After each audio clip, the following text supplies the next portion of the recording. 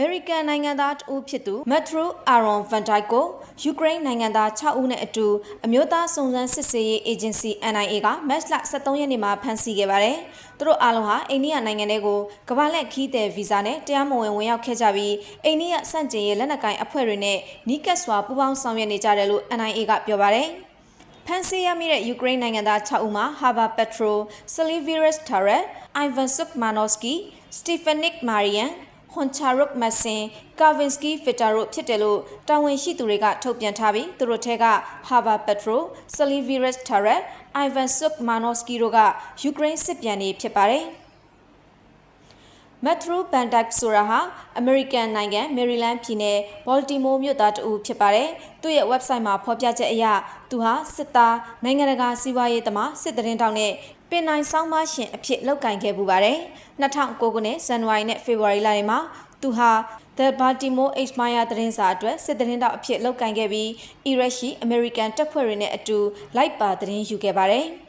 သူဟာလစ်ပြားတော်လှန်ရေးမှာပါဝင်ခဲ့တဲ့စစ်ပြန်တဦးဖြစ်ပြီးအဲ့ဒီမှာစစ်တုံးမှန်အဖြစ်အဖမ်းခံခဲ့ရဘူးလို့နောက်ပိုင်းမှာ Soli Son of Liberty International လို့ခေါ်တဲ့စစ်ဘက်ဆိုင်ရာ contract company တစ်ခုကိုတည်ထောင်ခဲ့တယ်လို့ဆိုပါတယ်။ website ရဲ့အဆိုအရ Soli ဟာအကြမ်းဖက်မှုတောင်းညံမှုနဲ့ဖိနှိပ်တဲ့အစိုးရတွေကိုတိုက်ခိုက်နေတဲ့လူမှုအတိုင်းဝိုင်းတွေအတွက်အခမဲ့လုံခြုံရေးနဲ့စစ်ဘက်ဆိုင်ရာအကြံပေးခြင်းသင်တန်းတွေကိုအကျိုးအမြတ်မယူဘဲဆောင်ရွက်ပေးနေတဲ့အဖွဲ့အစည်းလည်းဖြစ်ပါတယ်။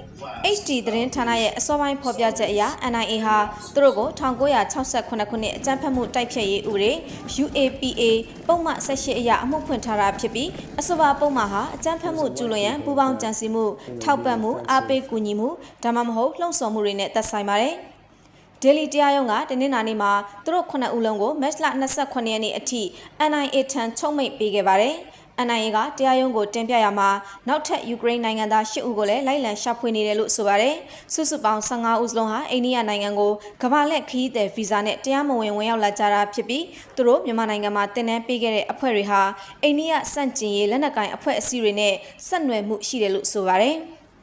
တရားခံတွေဟာအိန္ဒိယကိုကမ္ဘာလက်ခရီးသည်ဗီဇာနဲ့မတူညီတဲ့ရက်စွဲတွေမှာဝင်ရောက်လာပြီးဂူဝါဟော်တီကိုလေယာဉ်နဲ့တွားခဲ့ကြပါတယ်။အဲဒီနောက်လိုအပ်တဲ့စာရွက်စာတမ်းတွေဖြစ်တဲ့ကန့်သက်နယ်မြေတွာလာခွင့် RAP, PAP မရှိဘဲမီဇိုရမ်ကိုတွားခဲ့ကြပြီးမြန်မာနိုင်ငံထဲကိုတရားမဝင်ဝင်ရောက်ခဲ့ကြပါတယ်။သူတို့ဟာတမတော်အစိုးရကိုပြစ်မှတ်ထားတဲ့ drone စစ်စင်ရေး drone မောင်းနှင်မှုတပ်ဆင်မှုနဲ့ဂျမင်နီးပညာစတာတွေကိုအိန္ဒိယမှာလှုပ်ရှားနေတဲ့အကြမ်းဖက်အဖွဲ့တွေကိုထောက်ခံနေတဲ့မြန်မာနိုင်ငံအခြေဆိုင်တိုင်းရင်းသားလက်နက်ကိုင် EAO တွေထံကြိုတင်စီစဉ်ထားတဲ့အတိုင်းတင်နန်းပေးဖို့တွားခဲ့တာဖြစ်ပါတယ်လို့ NIA ရဲ့တရားရုံးတင်ပြချက်မှာဖော်ပြထားပါတယ်။ Van Dyke နဲ့ Ukraine နိုင်ငံသား6ဦးဟာစစ်ဆေးမေးမြန်းမှုအတွင်းဒီလက်နက်ကိုင်အဖွဲ့တွေကိုတစ်ကြိမ်ထက်မကတင်နန်းပေးခဲ့ကြောင်းဝန်ခံခဲ့တယ်လို့ agency ကတရားရုံးကိုပြောပါတယ်။ဒါအပြင်သူတို့ဟာဥရောပကနေ drone အမြောက်အများကိုအိန္ဒိယကနေတဆင့်မြန်မာနိုင်ငံထဲကအဆိုပါအဖွဲ့တွေစီတရားမဝင်တည်ယူပို့ဆောင်ပေးရမှာပါဝင်ခဲ့တယ်လို့လည်းဆိုပါတယ်။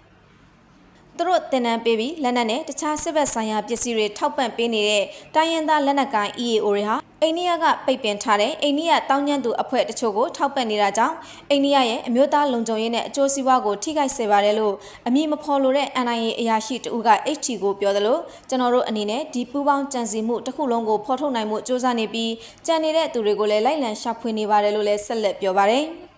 အိန္ဒိယရှိအမေရိကန်တန်ယုံကတော့ဒီအခြေအနေကိုသိရှိထားကြောင်းပြောပေမဲ့အမေရိကန်နိုင်ငံသားတွေရဲ့ကိုရေးကိုရာလုံခြုံမှုဆိုင်ရာစီမင်းတွေကြောင့်အသေးစိတ်ကိုတော့မျှဝေလို့မရဘူးလို့ဆိုပါတယ်။တစ်ဖက်မှာလည်းယူကရိန်းနိုင်ငံကဒီကိစ္စကိုအိန္ဒိယအစိုးရထံတင်ပြထားပါတယ်။အိန္ဒိယနိုင်ငံဆိုင်ရာယူကရိန်းတန်အမတ်ဟာအိန္ဒိယနိုင်ငံသားရေးဝန်ကြီးဌာနကအတွင်းရေးမှူးနဲ့တွေ့ဆုံပြီးတရားဝင်အကြောင်းကြားစာပေးအပ်ခဲ့ပါတယ်။ယူကရိန်းနိုင်ငံသားရေးဝန်ကြီးဌာနရဲ့အဆိုအရအဲ့ဒီစာထဲမှာယူကရိန်းနိုင်ငံသားတွေကိုချက်ချင်းပြန်လွှတ်ပေးဖို့နဲ့တန်ယုံကတွေ့ဆုံခွင့်ရဖို့တောင်းဆိုထားတယ်လို့လည်းသိရပါတယ်။ဆိုလီဟာကမ္ဘာပထမဆုံးအကျိုးမြတ်မယူတဲ့စစ်ဘက်ဆိုင်ရာ contract အဖွဲ့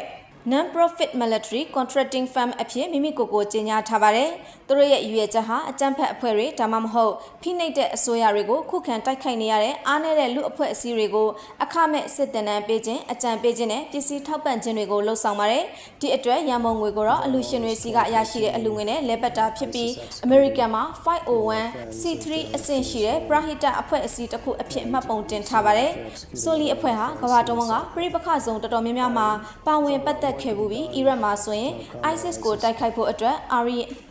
Assyrian Christian လက်နက်ကိုင်အဖွဲ့ NPU ကိုတင်နန်းပေးခဲ့ပါတယ်။ယူကရိန်းမှာဆို2022ခုနှစ်ရုရှားကျူးကျော်မှုနောက်ပိုင်းယူကရိန်းတပ်ဖွဲ့တွေကို drone နည်းပညာနဲ့နည်းဗျူဟာပိုင်းဆိုင်ရာတင်နန်းတွေပေးခဲ့ပါတယ်။အလားတူဗင်နီဇွဲလားမှာဆိုရင်လည်းသမ္မတနီကိုလက်စ်မာဒူရိုကိုဖြုတ်ချဖို့ကြိုးပမ်းနေတဲ့အဖွဲ့တွေကိုလှုပ်ဝက်ကူညီခဲ့တယ်လို့ဆိုထားပြီးလက်ရှိအိန္ဒိယမှာဖမ်းဆီးခံထားရတဲ့အမှုအရမြန်မာနိုင်ငံချင်းပြည်နယ်ကလက်နက်ကိုင်အဖွဲ့တွေကို drone နည်းပညာနဲ့စစ်တင်နန်းပေးဖို့ကြိုးပမ်းခဲ့တယ်လို့ဆွဆွဲခံထားရပါတယ်။ဆိုလီရဲ့လှုပ်ရှားမှုတွေဟာနိုင်ငံတကာမှာဝေဖန်မှုတွေနဲ့ရင်ဆိုင်ရလေးရှိပါတယ်။သူတို့ဟာကျေးစားစစ်သားလားဆိုတဲ့ဝေဖန်မှုတွေခံနေရပြီးသူတို့ကိုသူတို့ပရဟိတလုပ်ငန်းလို့ပြောပေမဲ့အစိုးရမဟုတ်တဲ့အဖွဲ့အစည်းတွေကတခြားနိုင်ငံတွေရဲ့ပြည်ရင်းရဲနဲ့စစ်ရေးမှာပါဝင်ပတ်သက်နေတာဟာကျေးစားစစ်သားလုပ်ရက်တွေဖြစ်နေတာကြောင့်ဝေဖန်ခံနေရတာဖြစ်ပြီးအခုအိန္ဒိယမှာဖမ်းဆီးခံရတဲ့ဖြစ်စဉ်မှာဆိုရင်သူတို့ရဲ့လုပ်ရက်ဟာအိန္ဒိယရဲ့အမျိုးသားလုံခြုံရေးကိုချိန်ချောက်တယ်လို့အိန္ဒိယအာဏာပိုင်တွေကရှုမြင်တာကြောင့်သူတို့အဖွဲ့ကိုဖမ်းဆီးဖြိုခွင်းဖို့လှုံ့ဆော်နေတာဖြစ်ပါတယ်